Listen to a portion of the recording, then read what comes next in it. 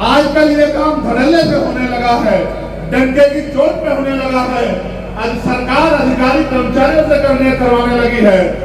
जो सरकार 4.5 साल तक आपकी खबर नहीं लेती, वो चुनाव से कुछ दिन पहले हमारी माओ बहनों को लाडली बहन योजना के थ्रू पैसे देने का काम करती है। एक माओ बहनों, मैं चाहता हूं, पैसा मुख्यमंत्री जी के घर का नहीं है। 1250 दे, 1250 रख लो। अगर आने वाले कल में डर के हमारी ताकत से 1500 देने लग जाए, 1500 रख लेना।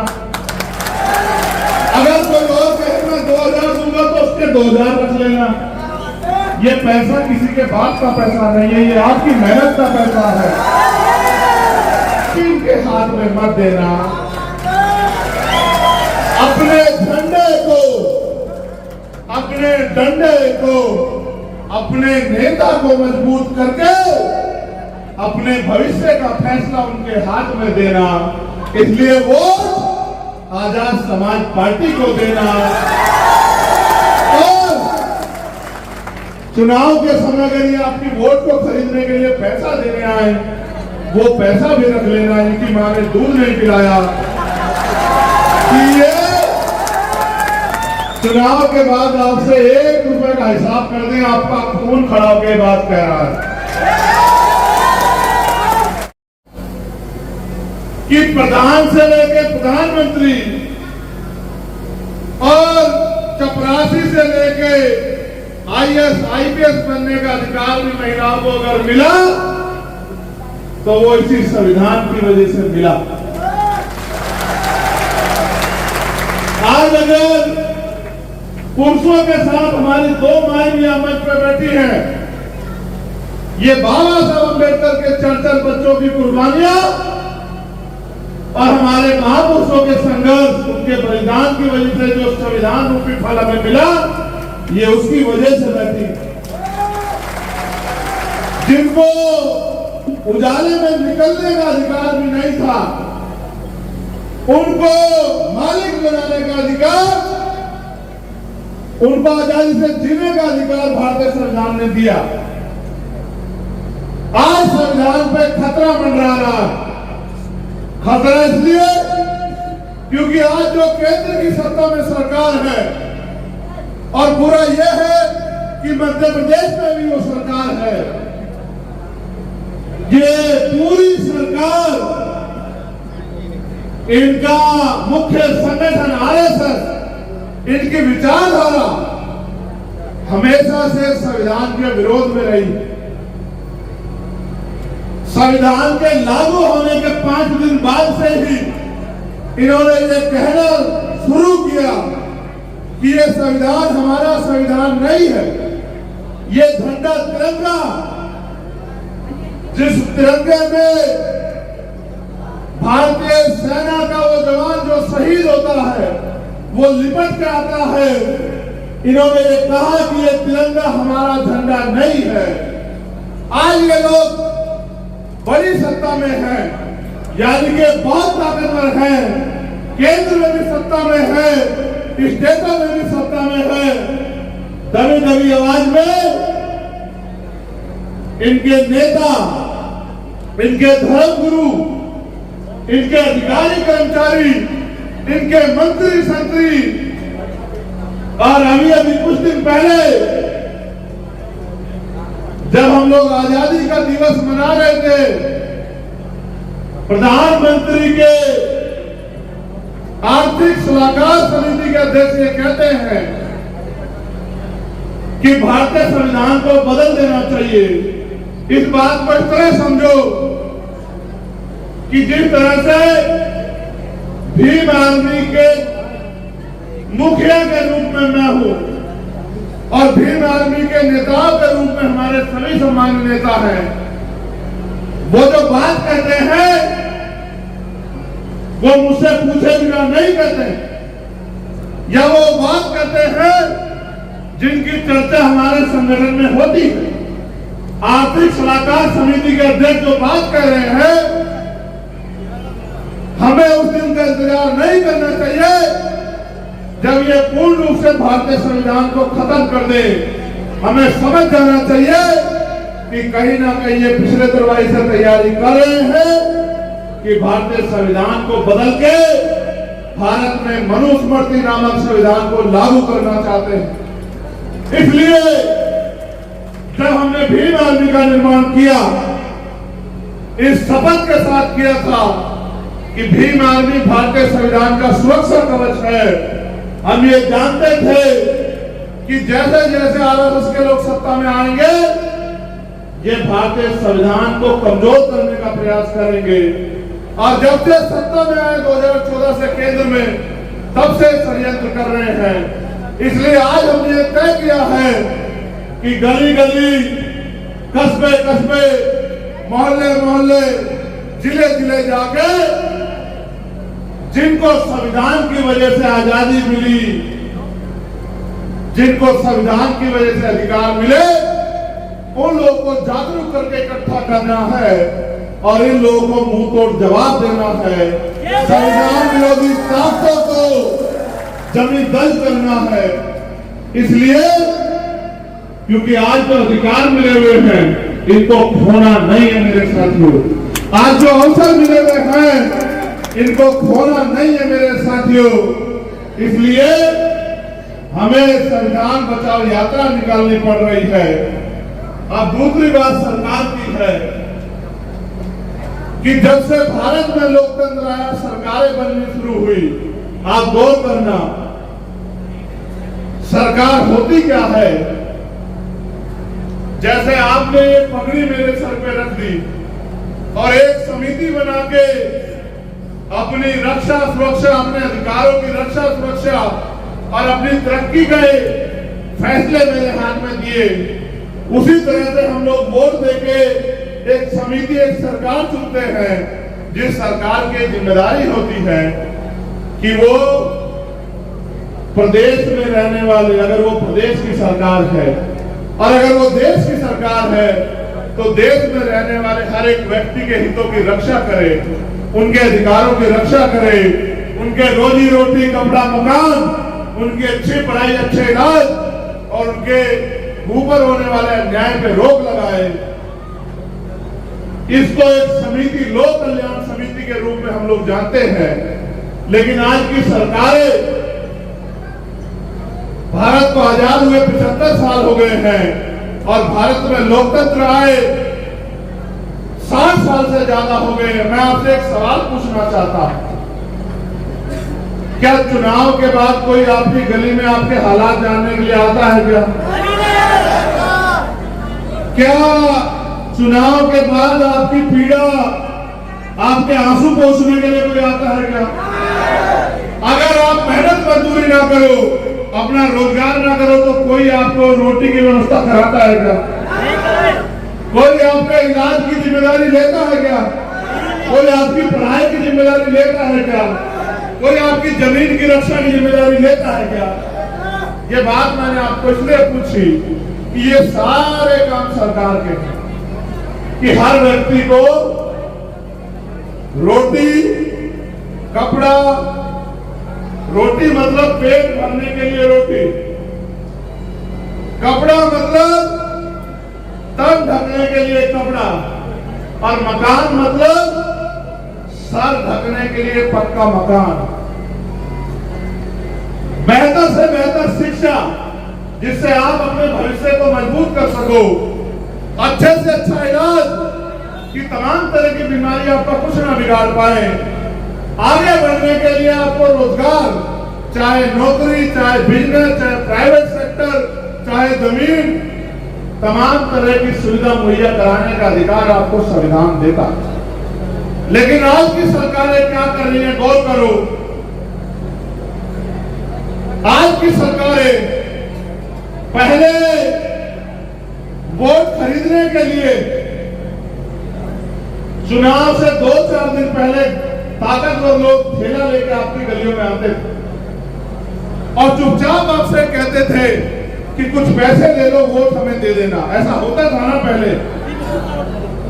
पहले काम चुपचाप होता था, चोरी से होता था। आजकल ये काम धड़ल्ले से होने लगा है। डंके की चोट पे होने लगा है। सरकार अधिकारी कर्मचारियों से करवाने लगी है। जो सरकार 4.5 साल तक आपकी खबर नहीं लेती, वो चुनाव से कुछ दिन पहले हमारी माओ बहनों को लाडली बहन योजना के थ्रू पैसे देने का काम करती है।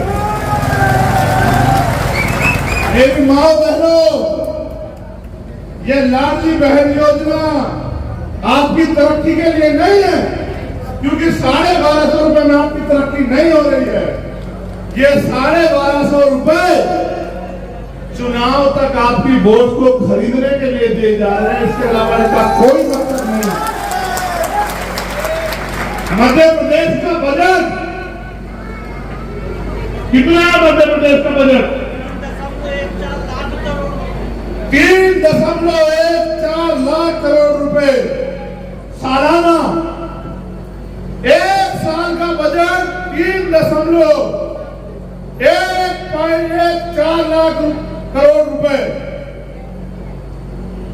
इतने सारे पैसे को अपनी तिजोरी में रख के उसमें से चंद पैसे आपके माथे में मार के और आपकी वोट को लूट के, इसको वोट खरीदना कहते हैं, आपकी वोट को खरीद के अगले 5 साल आपको खून के आंसू रोने के लिए मजबूर करने का इंतजाम सरकार कर रही है। मैं आपसे कहना चाहता हूं, इस बात पर भी गौर कर लो कि सरकार का जो पैसा होता है वो सरकार का पैसा नहीं होता है, वो जनता का पैसा होता है। आप ये बताओ, क्या प्रदेश के मुख्यमंत्री वो 1250 रुपए अपने अकाउंट से आपको दे रहे हैं? अपनी जमीन बेच के आपको दे रहे हैं? अपनी गुल्लक तोड़ के आपको दे रहे हैं? अपनी सैलरी में से दे रहे हैं? वो 1250 रुपए वो जो आपने टैक्स देके पैसा इकट्ठा किया है, उस पैसे में से आपको दे रहे हैं। क्यों दे रहे हैं? क्योंकि आपके पास बाबा साहब अम्बेडकर की 4 बच्चों की कुर्बानी से दिया वोट का अधिकार है। मेरे भाइयों बहनों, मेरी माँ बहनों, मेरे नौजवान साथियों, अगर वोट का अधिकार ना होता आपके पास, आपकी बस्ती में ये लंबे कुर्ते वाले पैर भी नहीं रखते। मेरी बात को याद रखना। जिन्हें आज भी आप में से ऊंच नीच की भावना जिनके अंदर हो, जो आज भी आपको नीचा दिखाने के लिए आपके घर में भोजन करते हो, जो जिनके लोग आपके दिल पे पेशाब करें, जिनके लोग आपको रेप हत्या करके जमीन में गाड़ दें और ये उनका संरक्षण करें, ऐसे लोग आज आपके हितैषी कैसे हो गए? इसका एकमात्र कारण ये है कि आपके प्रदेश में चुनाव आ गया है। मेरे लोगों, उनको आपकी वोट चाहिए। आपकी वोट लेके वो ताकतवर हो जाएंगे, आपको 1250 रुपए देंगे, अपने आप 3 लाख करोड़ रुपए अपनी जेब में रखेंगे। 3 लाख करोड़ से अपने लोगों को मजबूत करेंगे और आपको 1250 देते हैं, 900,000 रुपए का सिलेंडर देते हैं। आप आग में जल के मरो, उनको कोई फर्क नहीं पड़ता। मेरे लोगों, मैं आपसे कहना चाहता हूं, पैसा मुख्यमंत्री जी के घर का नहीं है। 1250 दे, 1250 रख लो। अगर आने वाले कल में डर के हमारी ताकत से 1500 देने लग जाए, 1500 रख लेना। अगर कोई और कहे मैं 2000 दूंगा तो उसके 2000 रख लेना। ये पैसा किसी के बाप का पैसा नहीं है, ये आपकी मेहनत का पैसा है।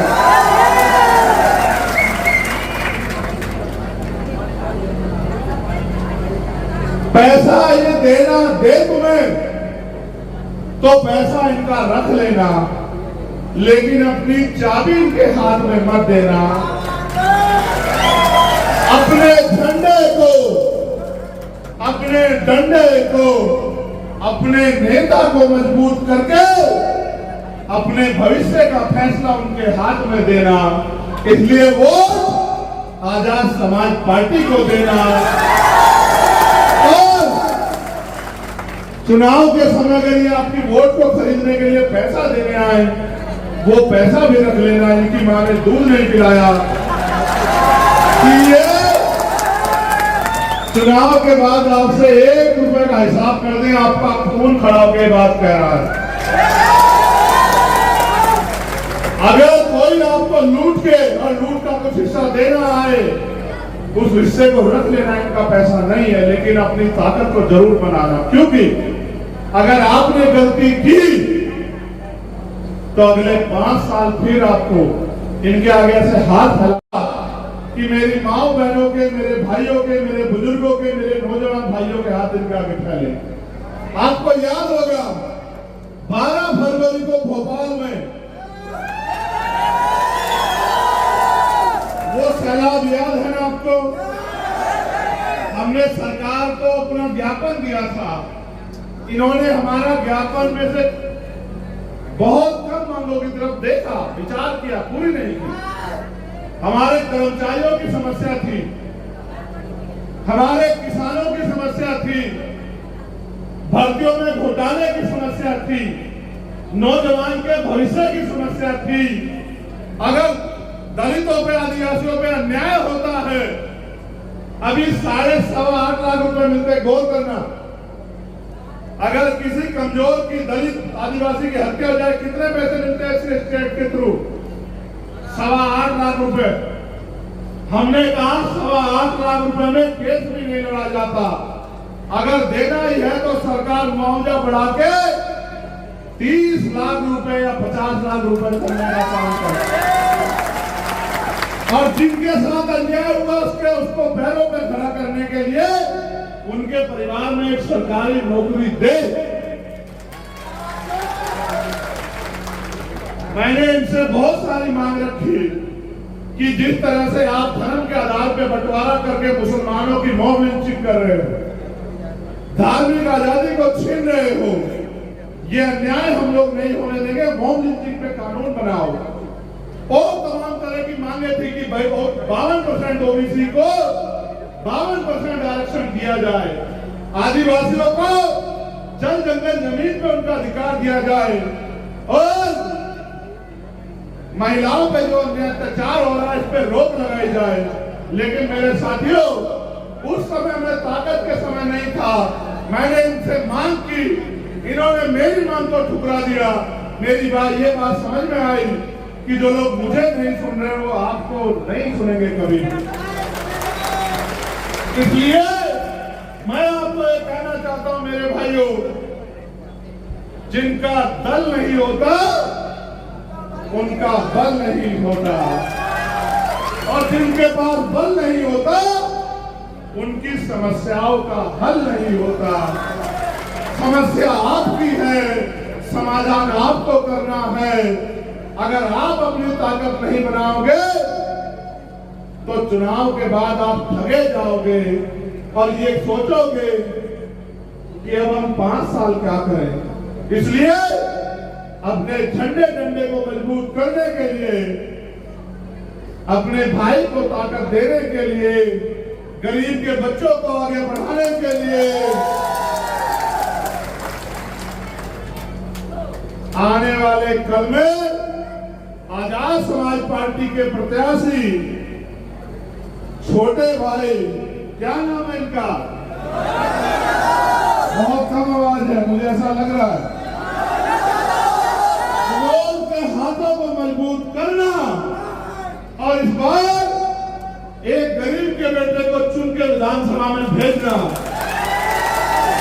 तभी होगा बाबा साहब अम्बेडकर का सपना पूरा, तभी होगा बनवारी काशीराम साहब का सपना पूरा, तभी होगा तात्या भील और भगवान बिरसा मुंडा का सपना पूरा, और तभी रक्षा सुरक्षा होगी मेरी माँ बहनों की, तभी नौजवानों को रोजगार मिलेगा। इसके लिए लड़ेगा ये।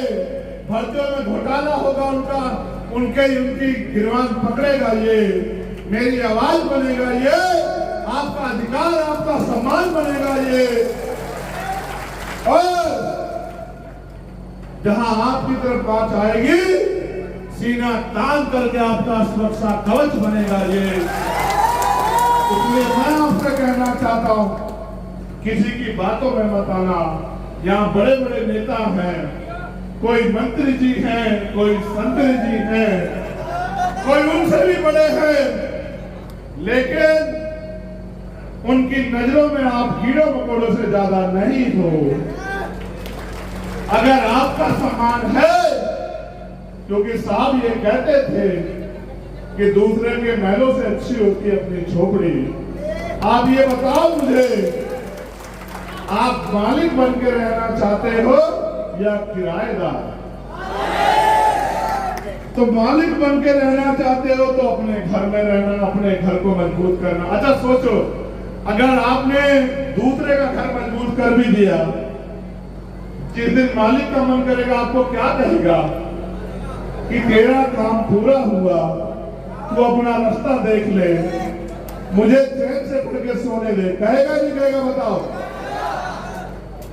दूसरे का मकान बना के आप मालिक नहीं बन सकते हो, इसलिए अपने मकान, अपनी झोपड़ी को मजबूत करना और अपने भाई विनोद को मजबूत करके मेरी ताकत को यहां बढ़ाने का काम करना।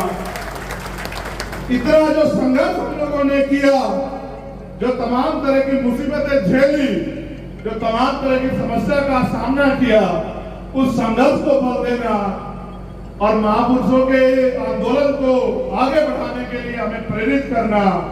मैं धन्यवाद दूंगा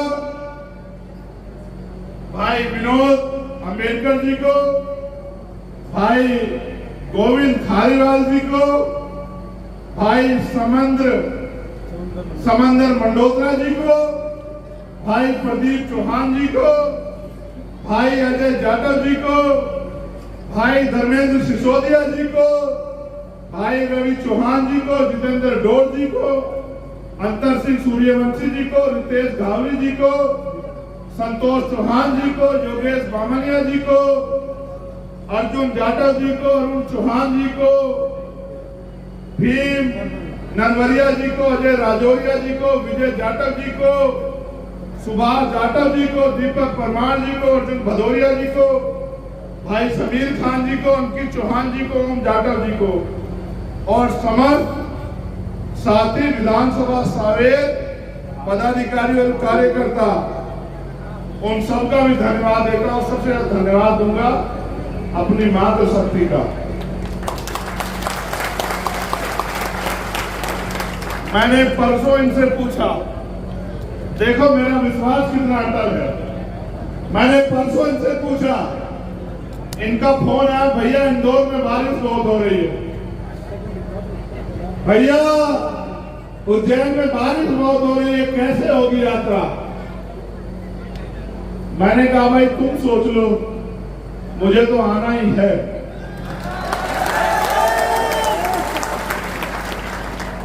फिर मैंने कल एक आंदोलन में मैं था, 25,000 घरों को वहां की भारतीय जनता पार्टी की सरकार बेघर करना चाहती है, 1 लाख लोग परेशान हो जाएंगे। ऐसी माएं बैठी थी, मैंने उनसे कहा माओ से कि माओ बहनों मुझे जाना है मध्य प्रदेश, मेरी कल यात्रा और सभा है, मैं किसी उद्योगपति का बेटा नहीं हूं, मेरे कार्यकर्ताओं ने, मेरे भाइयों ने अपनी मेहनत का एक पैसा जुटा के सभा और यात्रा की तैयारी की है। आप प्रार्थना करना कुदरत से कि बारिश ना हो, जो उनकी मेहनत का पैसा खराब ना हो, और जो उत्साह उनमें है उस उत्साह के साथ वो सभा करा पाए। और देखो पूरा दिन हो गया, आपके अटल लक्ष्य के आगे वो झुक गया। यानी कि अगर कोई चीज तय कर ली जाए तो नामुमकिन, आप भी तय कर लो कि सावेर से इस बार आपका विधायक कैसा होना चाहिए, बताओ। कम आवाज है, मंत्री जी के घर तक नहीं जा रही है, तेज आवाज में बताओ। आखिरी बात ये बताओ, ऐसा तो नहीं होगा कोई पैसे डाला जाएगा तो इस गरीब को भूल जाओगे? ले लेना पैसा, कोई फर्क नहीं पड़ता। कोई मेहनत की कमाई का नहीं दे रहा है तुम्हें। आज की राजनीति तो व्यापार हो गई है। गौर से सुनना इस बात को। चुनाव से पहले पैसा खर्च करो, चुनाव में पैसा खर्च करो, जीतो, पैसा कमाओ, इससे तुम्हारा भला हुआ। अगर अमीर गरीबों का भला चाहते तो कोई गरीब नहीं रहता। मेरा जन्म तो उनमें हुआ जो पानी पी के शाम में अक्सर पेट पे हाथ फेर के सोचते हैं कि मेरा पेट भर गया, जो बहुत बीमार होने पे भी एक हरे पन्ने की पट्टी लेके अपने आप को सोचते हैं कि मैं ठीक हो जाऊंगा। और अगर जो मेहनत के लिए सुबह मजदूरी के लिए न जाए, उनके बच्चे भूखे रह जाए। मैं उस समाज में पैदा हुआ हूं और मैं जानता हूं अगर लोग आपकी समस्याओं का समाधान करते तो आज आपके मकान कच्चे नहीं होते। मैं गया था किशन बागरी के, आप जानते हो या नहीं जानते हो? किशन लाल बागरी को कैसा था उसका मकान, क्यों था कच्चा? कभी सोचा आपने? मैं बताता हूं। आदमी कुत्ता पालता है, उसके लिए भी पक्की जगह बना देता है कि उसको बारिश बूंद ना लगे।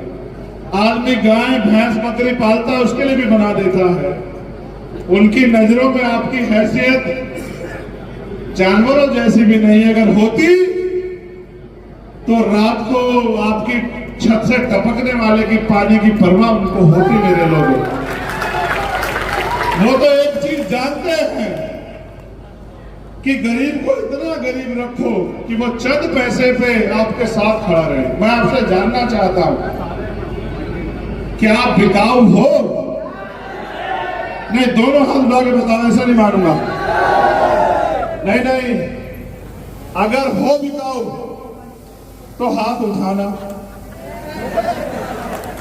अगर नहीं हो तो मत उठाना। हेल चाल से काम नहीं चलेगा मेरे लोग। क्या बिकाऊ हो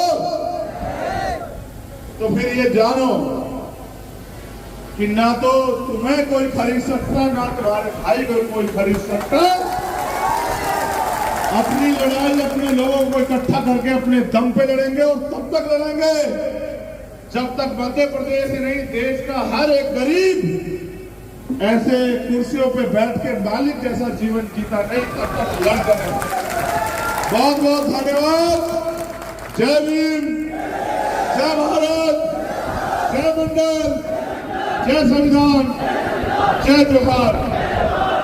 बहुत बहुत धन्यवाद।